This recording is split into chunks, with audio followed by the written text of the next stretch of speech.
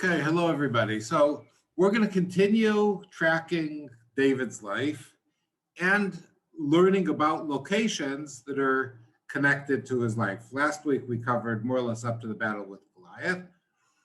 And we're going to drift off a little bit every now and then, because I thought I'd call this King David Women, Wisdom, and Wars, because that's more or less covers a great part of who David was. We're not going to cover all of that today. We're going to progress at least towards the end of Saul pursuing David. So let's get started. And the first question is, where does David's name come from? Now, why am I asking this question? Because one thing that we all miss out on when we read the Bible only in a translation is that almost every name in the Bible has a Hebrew meaning to it. Here's some examples. With Abraham, we read, "Neither shall thy name anymore be called Abram, but thy name shall be Abraham, for a father of many nations I have made thee."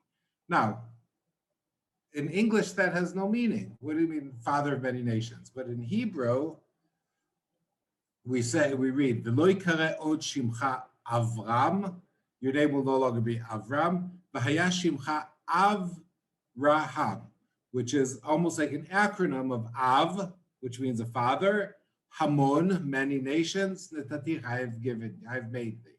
So the meaning of the name, another name, Moses, and the child grew up and she brought him unto Pharaoh's daughter and he became her son and she named him Moses. And she said, because I drew him out of the water. Again, Moses, drawing out of the water. In English, it has no meaning. In Hebrew, Vaigdal hayeled, vativyehu levat parod, the child brought his daughter, Vahila leved, and she became a son, Vatikra shemo Moshe, vatomer kimina mayim mishitihu.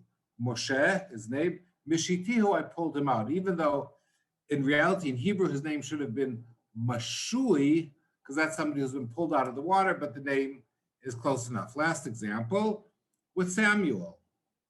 Wherefore it came to pass, when the time was come after Hannah had conceived, that she bare a son and called his name Samuel, saying, because I asked him of the Lord.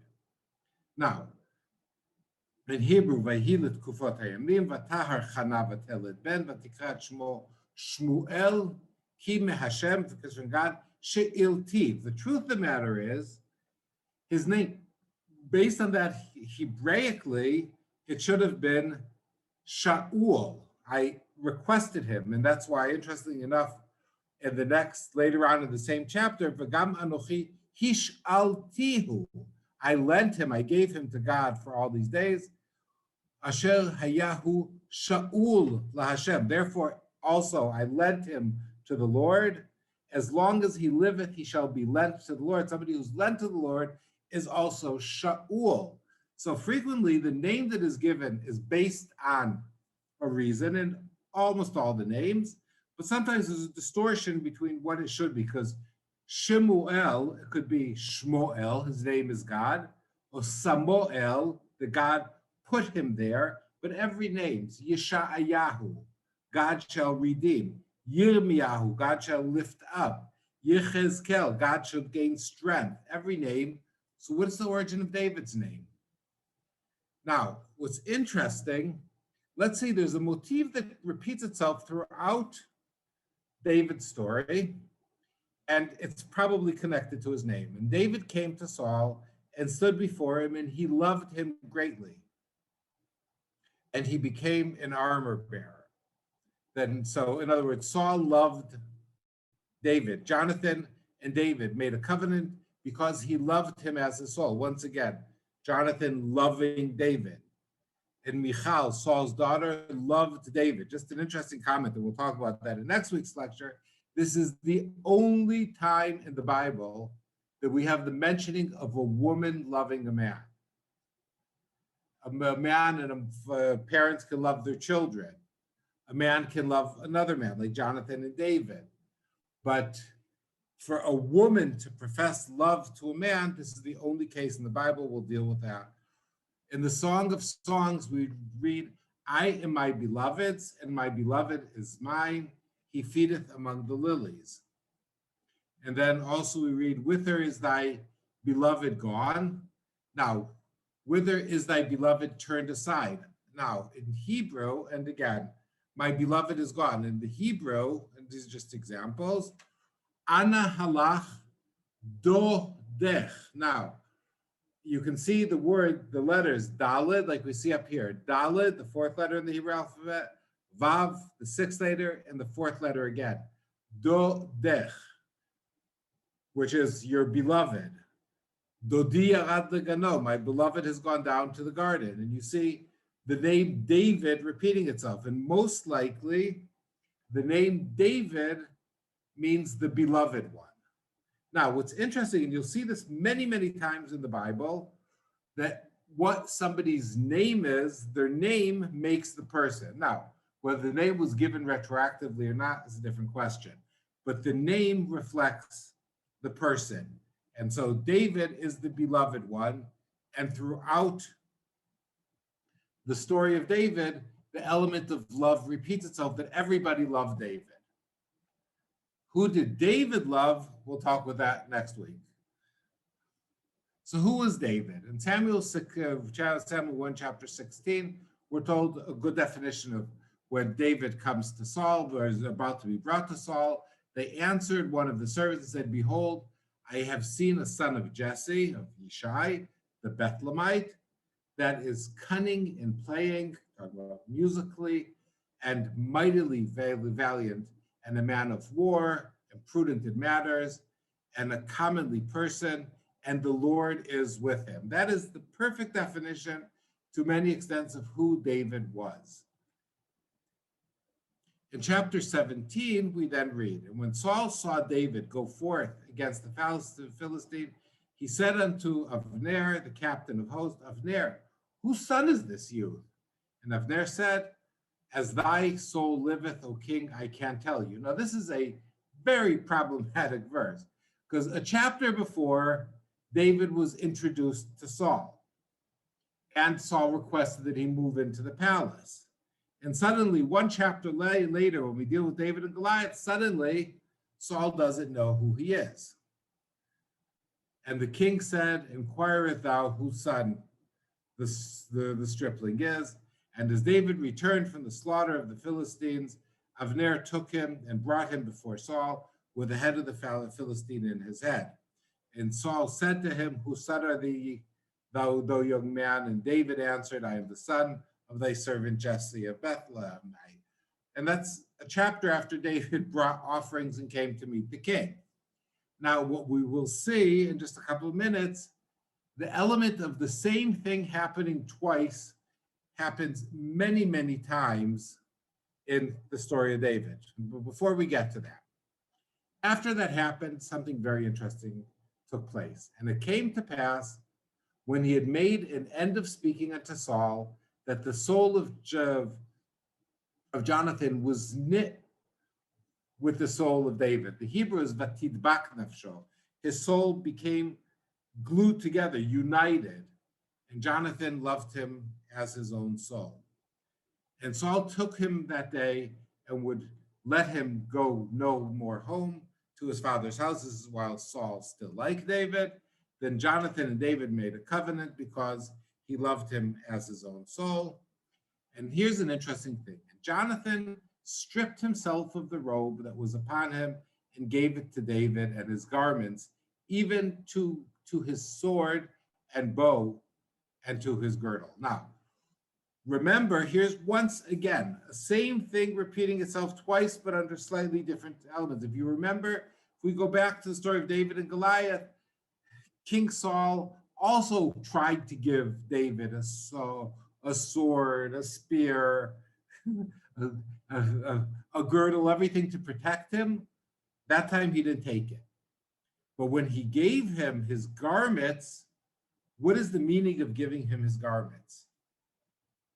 So in 1 second, we'll discover that. And David went out whithersoever Saul sent him and behaved himself wisely. Why is he behaving himself wisely? Because he had already been anointed by Samuel. So David knew that unofficially Saul was being removed as king.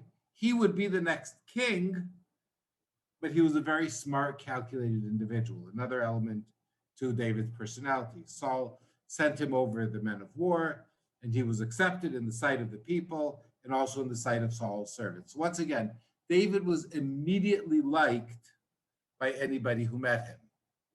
Now, what is the meaning of the clothes? Just a side comment.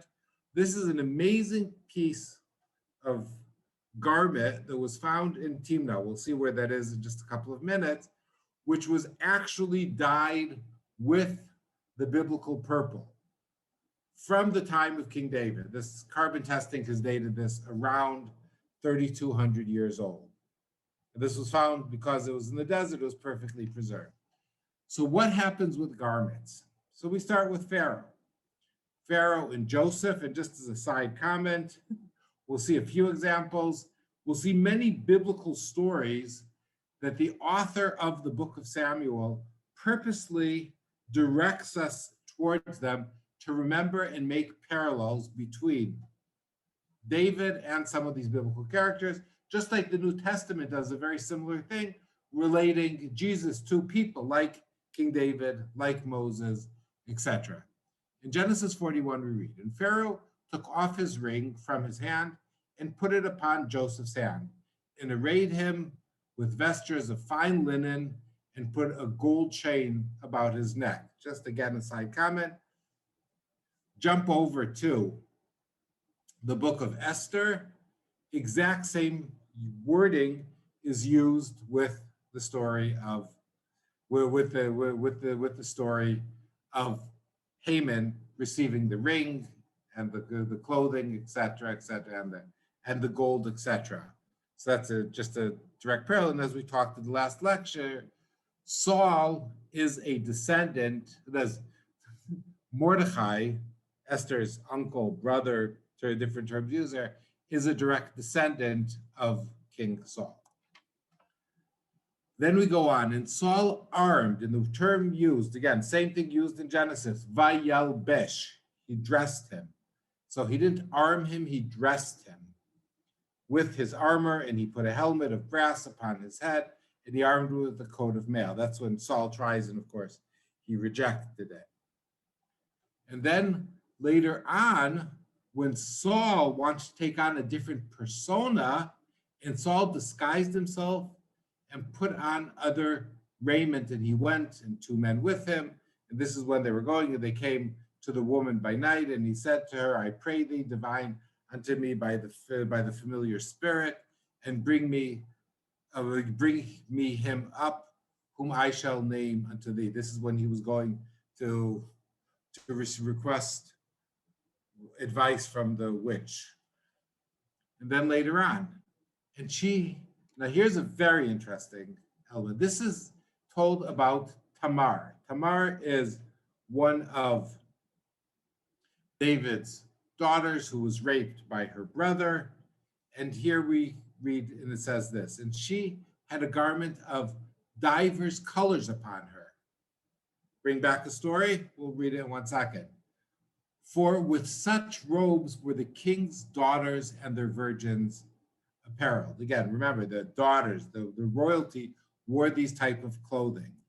"Then his servant brought her out and bottled the door after her."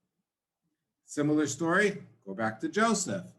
"Now Israel loved Joseph more than all of his children, because he was the son of his old age. And he made him a coat of many colors." Now, the problem is, once again, with translations, these are both the King George translation.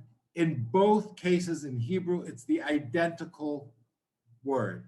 It's kutonet pasim. Kutonet is a garment, just side interesting comment. Kutonet sounds like cotton, comes from the same origin. The term cotton was taken from the Hebrew word of kutonet, which meant a garment that was made from natural ingredients.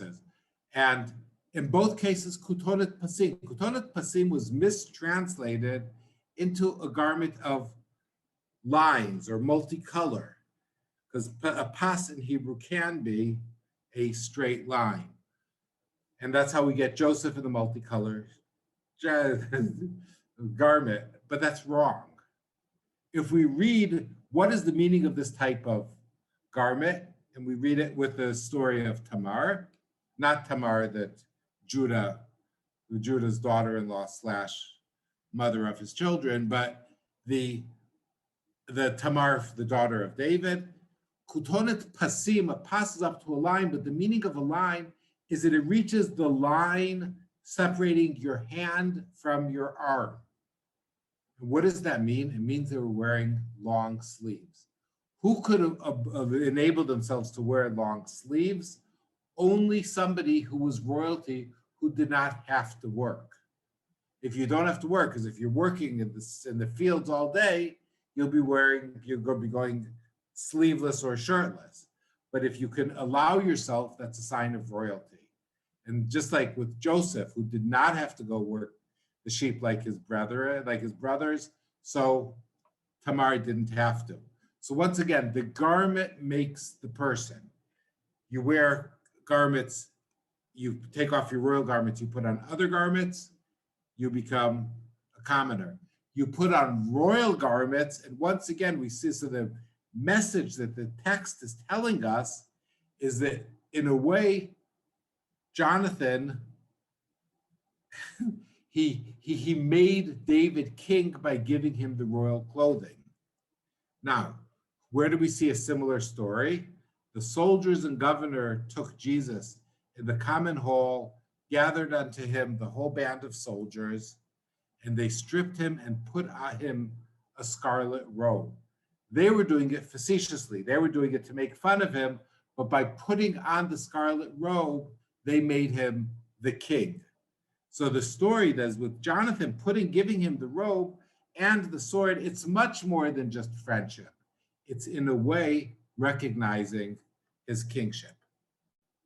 Now, we've mentioned Timnah where this was found. This, you can see these are actually people. So you can get an idea of the size of it. This is in the most southern part of Israel, this is in the mountains of Eilat. Phenomenal structures, but what's also interesting is here are the copper mines. The King Solomon, and we now know long before, the Egyptians also quarried from there. Just a side comment, on the other side, on the Jordanian side, there are the quarries of Funon, that some people claim those were the actual quarries that King Solomon quarried, but they are not directly across. There are some almost 25 kilometers north of where the Timnah quarries are. And why is that? Because the Syrian-African rift is moving and the Jordanian side is moving quicker. So since this mountain was cut in half by the Syrian-African rift, it's moving north at a much faster pace than the Israeli side is moving. And that's why what used to be part of one unit is now divided into two. You can see an amazing altar that was found here. You can see the underground quarries, which is a spectacular thing to visit. And if you guys ever get there, one of the most interesting things they have there is the tabernacle, not the original one, but they did a phenomenal job of totally rebuilding what the tabernacle in the desert looked like from A to Z, exactly as described in the park of Timnah there.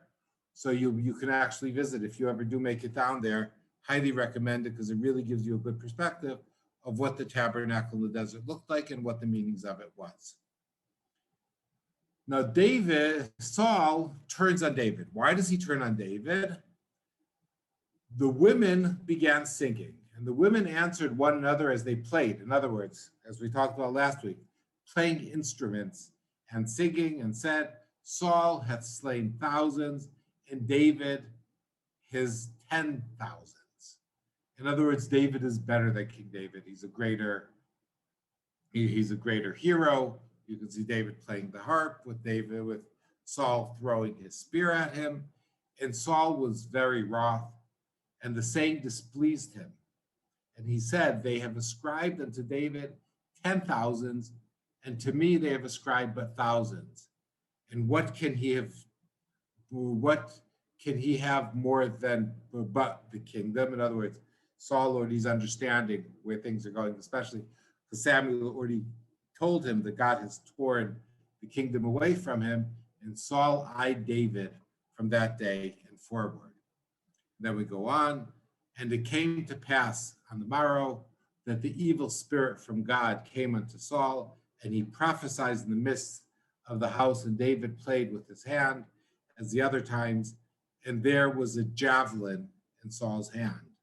And Saul cast the javelin, and he said, I will smite David even to the wall with it. And David avoided out of his presence twice. Now, why is the twice so important? Because almost every story and events took place 2 times.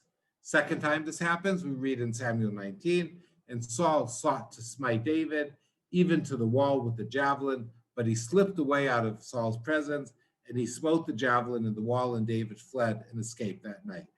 The first story tells us already that the second story will be taking place, and this happens many times. Now, Saul told his son Jonathan and all the attendants to kill David, but Jonathan had taken great liking to David and warned him, my father is looking for a chance to kill you. Be on your guard tomorrow morning. Go into hiding and stay there. But an evil spirit came unto Saul as he was sitting in his house with the spear in his hand while David was playing the lyre. Saul tried to pin him to the wall with the spear, but David eluded him, and Saul drove the spear into the wall. That night, David made good his escape. So we have the story repeating itself twice. Now, where does David escape to? Interestingly enough, he escapes to the Philistines. Now, that makes absolutely no sense. He had just commanded over Saul's troops against the Philistines. He had just killed the Philistines' greatest hero. Why would he escape to the Philistines? Probably because he thought that would be the safest place. But once again, he will change his clothes. He will take on a different persona. You change your clothes, you change who you are. Now, escaping the Philistines, a possibility. Where do you go where you don't be found? Where did Jesus go when he wanted to take his disciples away from any other people who might not be part of them?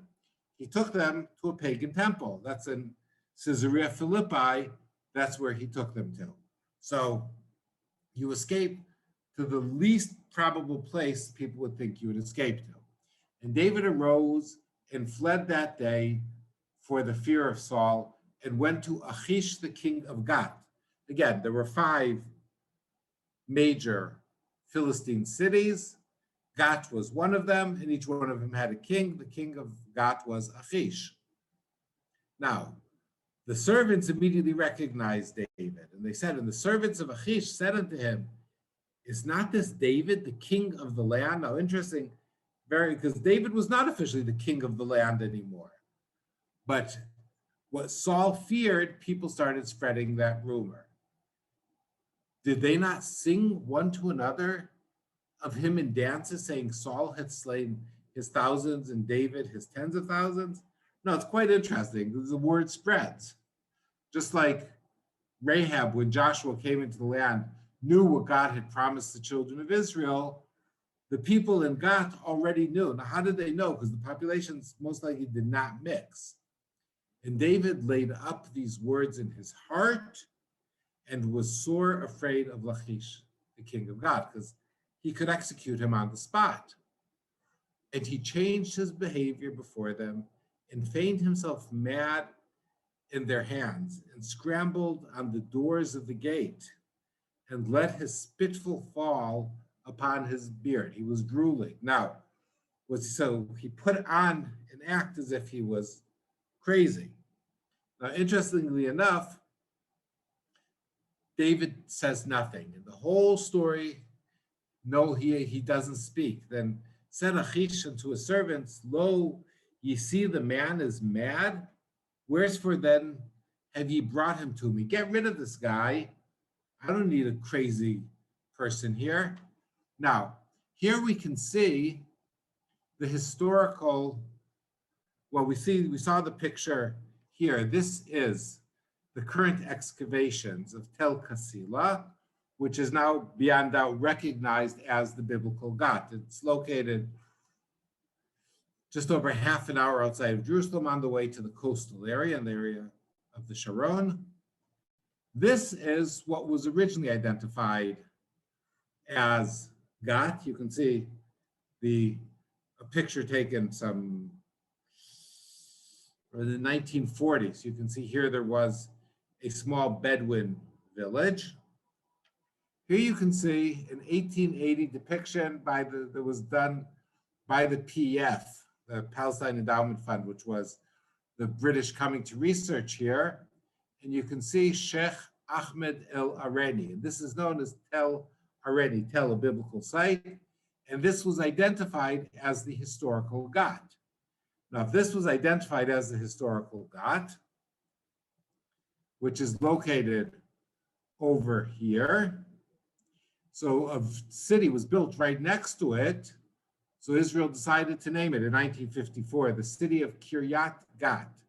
Kiryat, a township. You know the name Kiryat from Judas Iscariot, or in Hebrew, Ish Krayot, the man from the Krayot, from the townships. There were Krayot all over the place.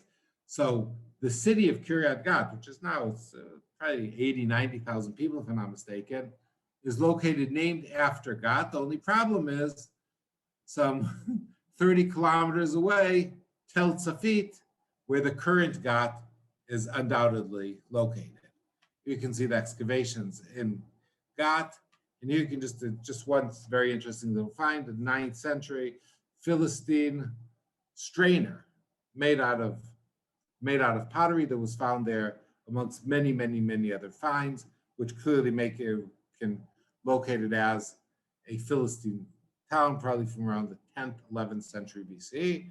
And so the mistake, but this is the Gat that we're told about in the Bible. And it always blows my mind that you read the biblical story, and today, thanks to archaeological research, we can actually see many of these places.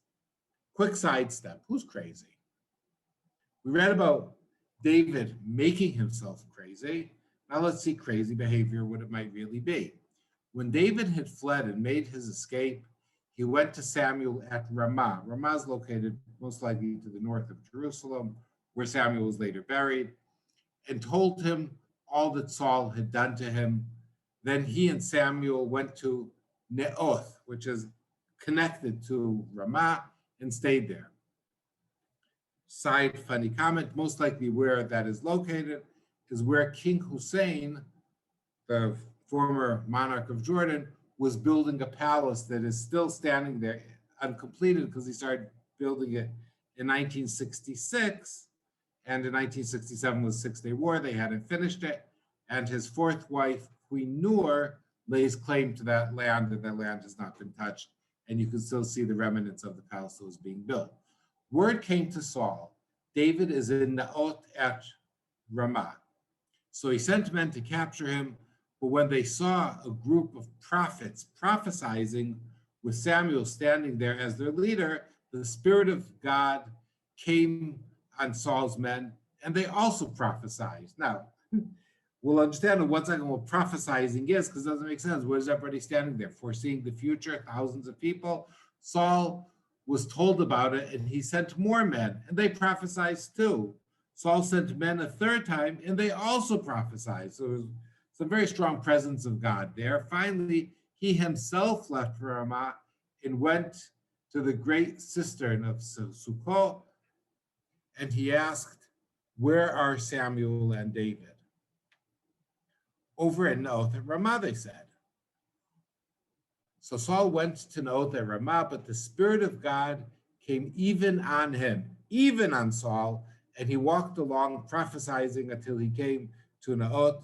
And now it was a strange thing. He stripped off his garments. Again, the garments make the person, but why would somebody strip off their garments? And he too prophesied in Samuel's presence. He laid naked all day and all night.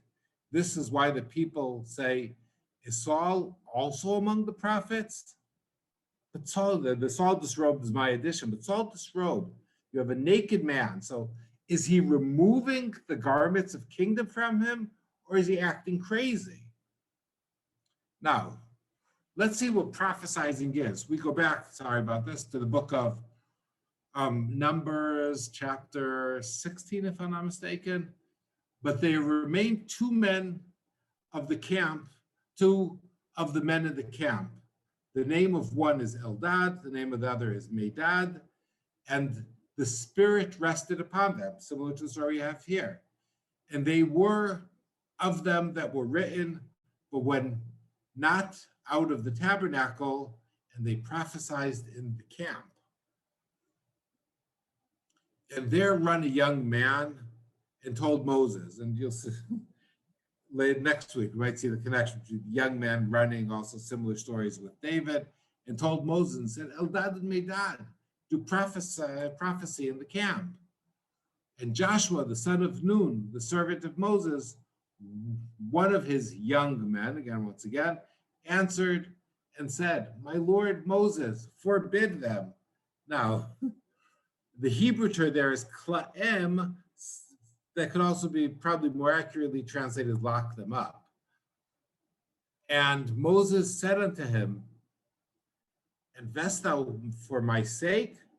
Would God, the Lord, would God that all the Lord's people were prophets and that the Lord would put his spirit upon them? That's great. God's spirit has rested upon them. Now, what is prophesizing? Prophesizing in Hebrew, in English, the term prophet is usually perceived as somebody who foresees the future. In Hebrew, the root of the word, because we spoke before many times, that every Hebrew word has a three-letter root. The three-letter root of prophet is most likely nev. Nev is a word. So a prophet is somebody who speaks God's word. So God comes upon them and enables them to speak his word. So in a way, they're speaking on his behalf, or they're sharing his message. They are speaking his word. So that's wonderful. If God's spirit rests, which perfectly follows the story we just read. Interestingly enough, in Greece, you would have, like, of course, the Oracle of Delphi would be spewing out things, and the Greeks were convinced these crazy people were speaking the words of the gods, and they had to be translated because they were saying things that didn't make sense. You needed somebody to interpret them. So they're speaking, and again, it's very similar with, not saying they're crazy, but with Pentecosts. They're speaking words, and you need, in a Pentecostal church, you have the person who speaks in tongues that people can't understand. It is later translated. So in the Pentecostal church, you have the people who speak the words, and then it is translated. Here you have people speaking God's word, but what is the limit? Let's go over to Luke chapter 8. And when this is Jesus crossing over to the pagan side of the Sea of Galilee, and when he went forth to the land, there met him out of the city a certain man, which had devils long time, and wore no clothes, neither abode in any house, but in tombs. When he saw Jesus, he cried out and fell down before him, a naked man on the ground. Sound familiar? And with a loud voice said, What have I to do with thee, Jesus, thou Son of God Most High? I beseech thee, torment me not. And then, of course, later on, he asked, Who are you? And he said, We are legions. Now, was he crazy, or was he speaking the word of God? There were demons in him. So maybe they were speaking the word of the devil. But the concept of the line between and nakedness is frequently also in Greece at times seen with a connection to craziness. So when people said, is Saul among the prophets, or is he a crazy man? And that's probably the meaning of the question. We spoke before about the stories repeating. We saw a few of the examples. Let's understand. David was introduced to Saul twice, as we saw before. Saul throws his spear at David twice. Saul pursues David with 3,000 soldiers in two different stories. David escapes to the Philistines twice. We saw the first of those two. David hides in caves twice, once in Adullam and once in Ein Gedi. David gets close to Saul twice and he's able to kill him. He doesn't do it. Both times David declares he will not harm Saul. And there are many more examples. Why do we have the same stories repeated twice, multiple times? That's a good question, as my father used to say, which he would say, I don't have a good answer. Do we have two parallel stories that have been united into one? Maybe. There's parallel stories that are similar but different, and somebody added them into one book. Or is the element of the recurrence to give us the message? It's happening over and over, but David is steadfast and continues to keep course with what he believed. This is a picture of the actual cave, most likely, in Adullam, not far from the historical Gat. David left Gat and escaped to the cave of Adullam. When his brothers and his father's household heard about it, they went down to him there. All those who were in distress or in debt or discontent gathered around him, and he became their commander. Again, we've seen many stories, especially with the stories of the judges. You attract the social outcasts, but when they're with you, they cease to be the outcasts. About 400 men were with him. 1 Samuel 23, the parallel story, when David was took, look, the Philistines are fighting against Keilah and are looting the threshing floors. He inquired of the Lord, saying, shall I go and attack these Philistines? And again, showing the exact opposite with Saul. David asks God first, and then asks, and then answers. So the ongoing conversation between David and God, the meaning of prophecy in the biblical text. The Lord answered him, go attack the Philistines, save Keilah. Now, Keilah is mentioned here. What do we know about it? We'll find out one second. But David's men said to him, here in Judah we are afraid. How much more than if we go to Keilah against Philistine forces? We're outcasts. But David's belief in God, which we'll be dealing a lot with in the next lecture, David believed in God, and based on that, he was willing to act. Now, what is Keilah? This is one of the many pottery scrolls, might be a good way, from a place called Tel El Amarna in Egypt. Though, as you can see, this is not hieroglyphics. This is Akkadian writing, which was used in the area, or Assyrian writing, from the 14th century BC. And that's the first time Keilah is actually mentioned. And it was a Canaanite city, and it was dealing with paying taxes. So that was the first time it was mentioned. In the book of Joshua, we read, in Keilah, in Achziv, in Mareshah, 9 cities with their villages. Just interesting enough, we'll come across this location again during today's talk.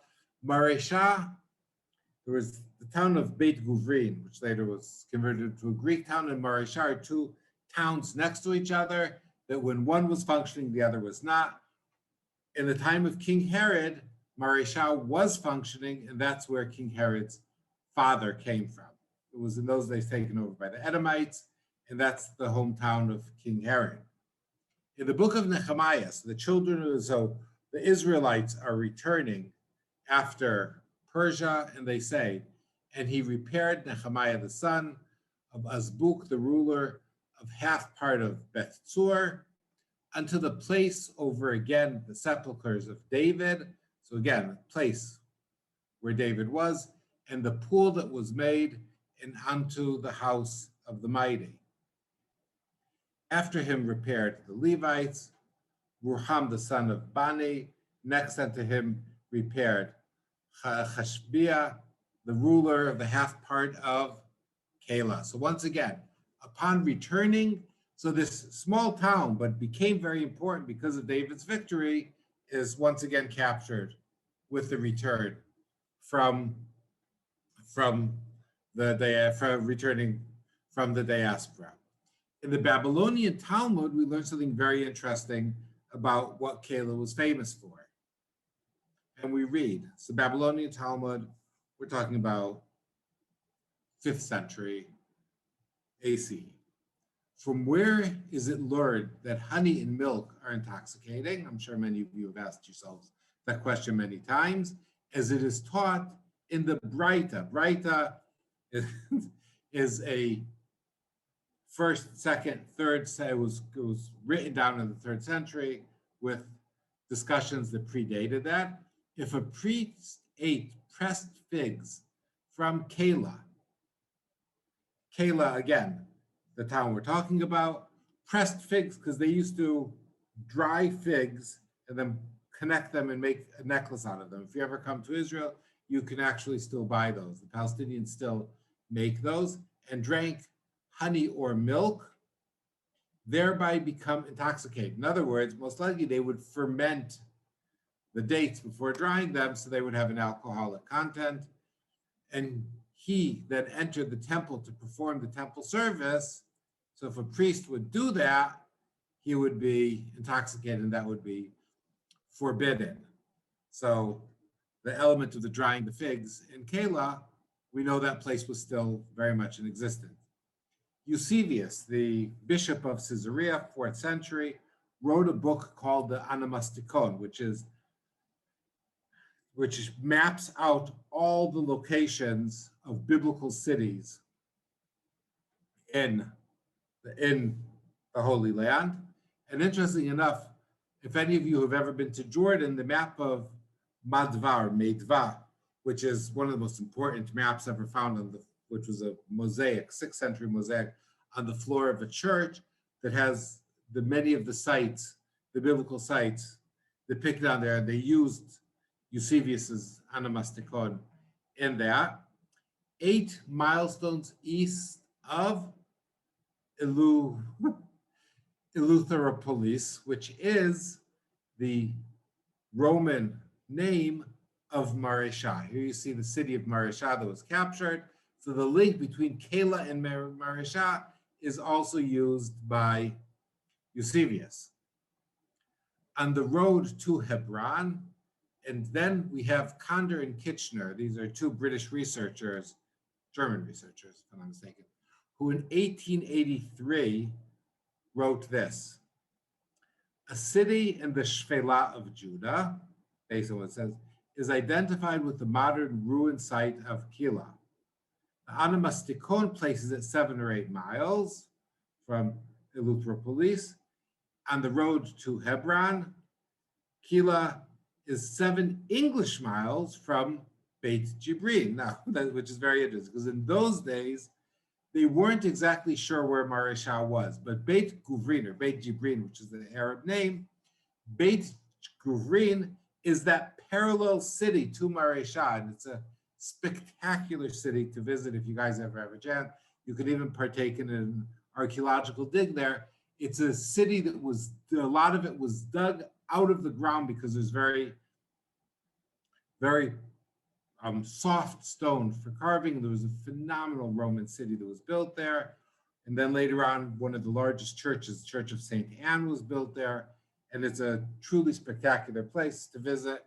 And later on, was converted into a Muslim city. And it's the only place in Israel that had an original amphitheater. In other words, an amphitheater, unlike a theater is a half circle, an amphitheater is a complete circle, and an amphitheater was used for gladiators, etc. It's the only amphitheater that's been found in Israel that was built for that purpose. If any of you have ever been to Caesarea, you see the Hippodrome that was then converted into an amphitheater. But in Beit Guvrin, they actually built it as an amphitheater. And St. Jerome, that's the person who was based out of Bethlehem and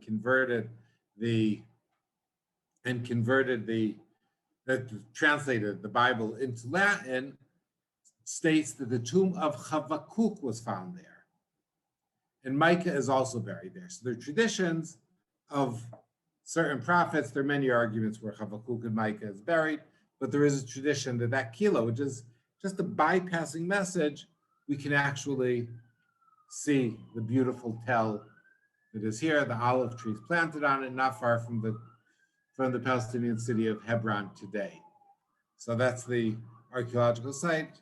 Not many people visit there, but you can get an amazing thing that a little mentioning archaeological research has actually brought it to life.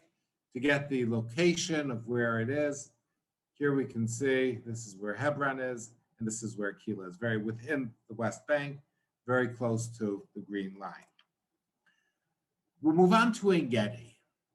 Ein Gedi is one of my favorite spots. In Israel, you can see this beautiful ibex who is here, and you can see the spectacular caves behind it. Why are the caves important? Let's see. In 1 Samuel chapter 24, again, second time David is escaping into the caves. After Saul returned from pursuing the Philistines, he was told David is in the desert of Ein Gedi. Now, Ein in Hebrew means a spring. Gedi most likely is a charm or good luck, just like the tribe of Gad. Gad Gidud Yigudenu, as the Bible says in Hebrew, he has this luck or the charm. So it's a lucky spring in a way. So Saul took 3,000 men, as we mentioned, the second time he's taking 3,000 able young men from all Israel and sent out to look for David and his men near the crags of the wild goats. Here we have the wild goats again. These ibexes are descendants of those same wild goats. They've been in this location from as long before I can remember. He came to the sheep pens along the way. A cave was there, and Saul went in to relieve himself. It's very interesting. The Hebrew term was much more delicate. And he said he went to wash his feet, which was the nicer way to say that he was going to relieve himself, because there are biblical terms which are more blunt. As an example, when they talk about the destruction of Jericho, it says literally there will not be even a young boy left urinating on the wall. But when you talk about a king, you have some honor. When you translate the text, you seem to pay less honor to him. David and his men were far back in the cave. Is this the cave? There are caves above here. It's one of these caves. The men said, "This is the day of the Lord spoke, and when he said to you, I will give your enemy in your hands for you to deal with as you wish." Now, interesting enough, again, this is a wonderful, wonderful example of people quoting sources to justify what they want to believe. And that was the case in the time of the Bible, and that's the case till today. And this is a wonderful example of how you can use the Bible and find the right verse to quote to justify anything you will say. Then David crept up unnoticed and cut off the corner of Saul's robe. Remember that, the corner of Saul's robe. In the Song of Songs, where we came across David's name, we also come across "My beloved is unto me as a cluster of camphor in the vineyards of Ein Gedi." Vineyards of Ein Gedi? We don't know if there were grapes grown there, but there was amazing agriculture, even though it's in the middle of the desert. We're talking serious desert. We're talking about less than 2 inches of rainfall a year. But it is a true oasis. And the book of Ben Sira, written by Jesus Ben Sira, didn't make the cut into the Hebrew Bible, was preserved by the Catholic and the Orthodox churches, and was a book that had major, major influence in Judaism. It just missed the cut. If there was one book that was cut off at the last second and didn't make the cut, was Ben Sira. And interestingly enough, the Song of Songs is probably the last book that made the cut. And he says this: "I bud forth delights like a vine. My blossoms are glorious and rich fruit. Come to me, all who desire me, and be filled with my fruits. You will remember me as sweeter than honey, better to have than honeycomb." Now, this is talking about Ein Gedi. Now, there's a problem here. The last verse: "You will remember me as sweeter than honey, better than honeycomb." So why is the honey of Ein Gedi better than honeycomb? Because honey, as it's mentioned throughout the Bible, and I've mentioned this a couple of times before, is not honey. It is date honey. It's like a jam which is produced from dates, and anywhere in the Bible, like the land of milk and honey, that's milk and dates. So and Ein Gedi is covered with dates all over, all the way to Jericho. Let's get an idea of what Ein Gedi is about.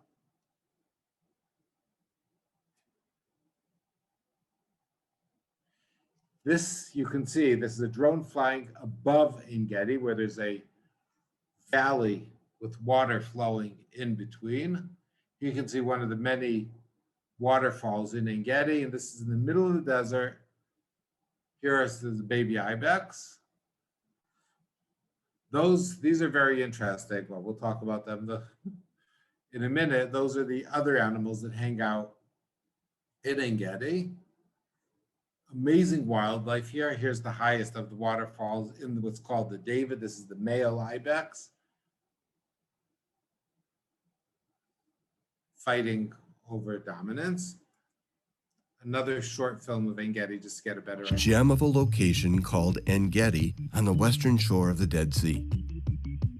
During the time of King Saul and David, there were more wild goats in this valley than people, and most of their day was spent on the vertical cliffs. But they came down to drink water at the spring, and that is why this place was called Ein Gedi. In Hebrew, spring of the wild goats. That's a mistake. The wilderness generally lacks water. Ein Gedi is unique in this respect. David and his small band of men came here for water, and they also hid here among the caves of this natural fortress. The story?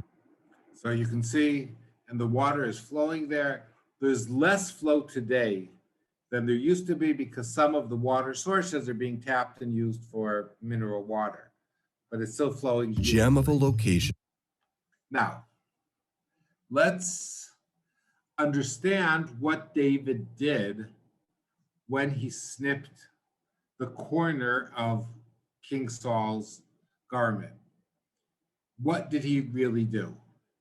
In Numbers 15, we read, "Speak unto the children of Israel and bid them that they make them fringes in the borders of their garments, in the corners of their garment throughout the generations, and they put upon the fringe of the borders a ribbon of blue." In other words, this, again, similar to the scarlet that we talked, there's the tchelet, the two elements.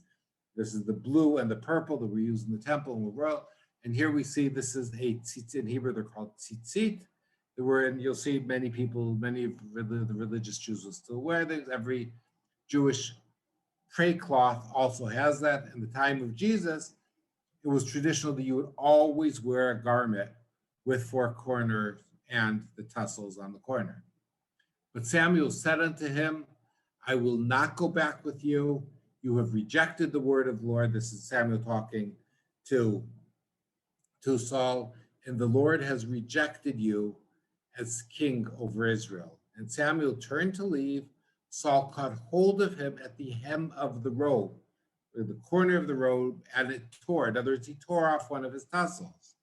Samuel said to him, "The Lord has torn the kingdom of Israel from you today and has given it to one of your neighbors, to one better than you.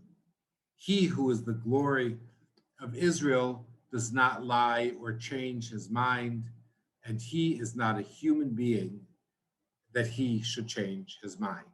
So the tearing off of the tussle symbolized the end of Saul's kingdom, that he did it from Saul.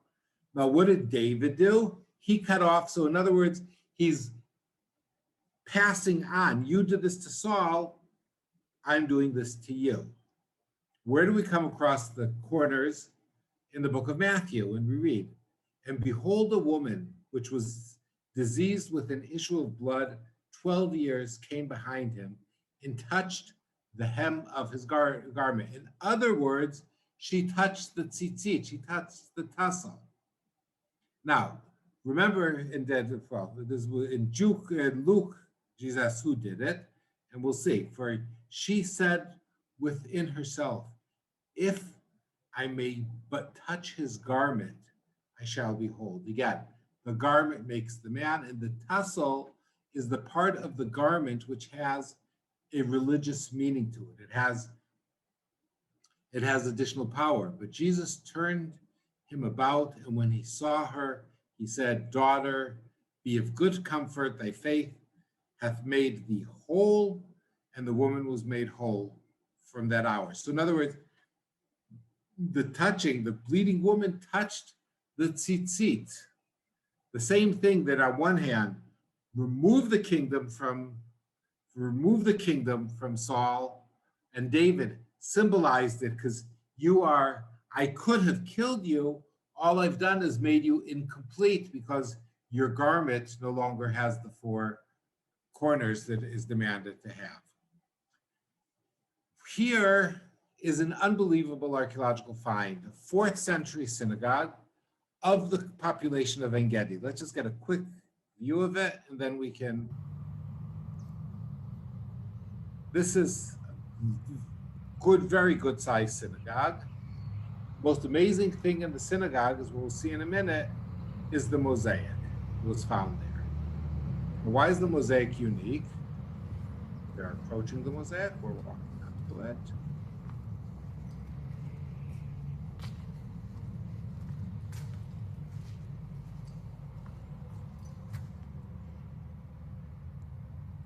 Here, we're closing in on a very interesting inscription that is written here in Hebrew.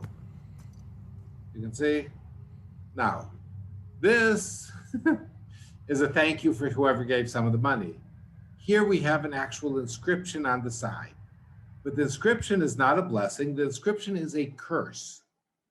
And usually it's interpreted that it's a curse on anybody who reveals the secret of Ein Gedi. Now, what is the secret of Ein Gedi? Let's try to understand. If we can move forward. Whoa. Oh. We have to, sorry, this is covering the page that has the secret of Ein Gedi on it. 1 minute, okay. Excuse me for 1 second. I will edit this and we'll be able to see the secret of Ein Gedi.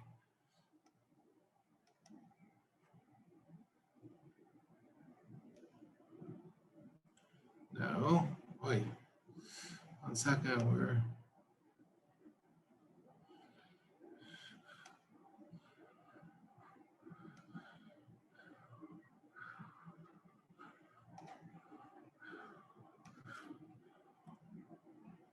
wait.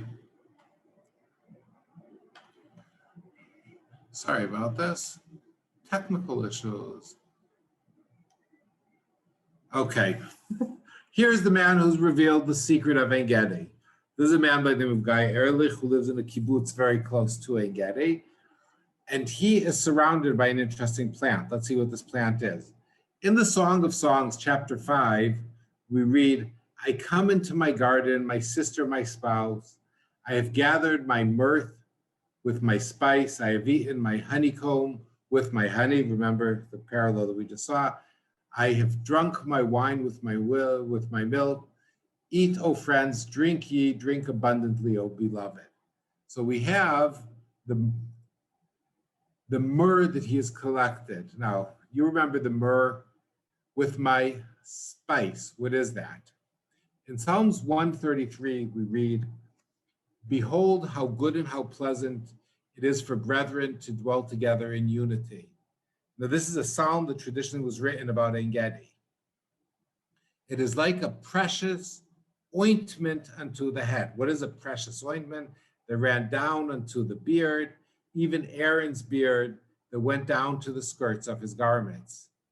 "As the dew of Hermon, as the dew that descended upon the mountains of Zion, for the Lord commandeth the blessing, even life forevermore."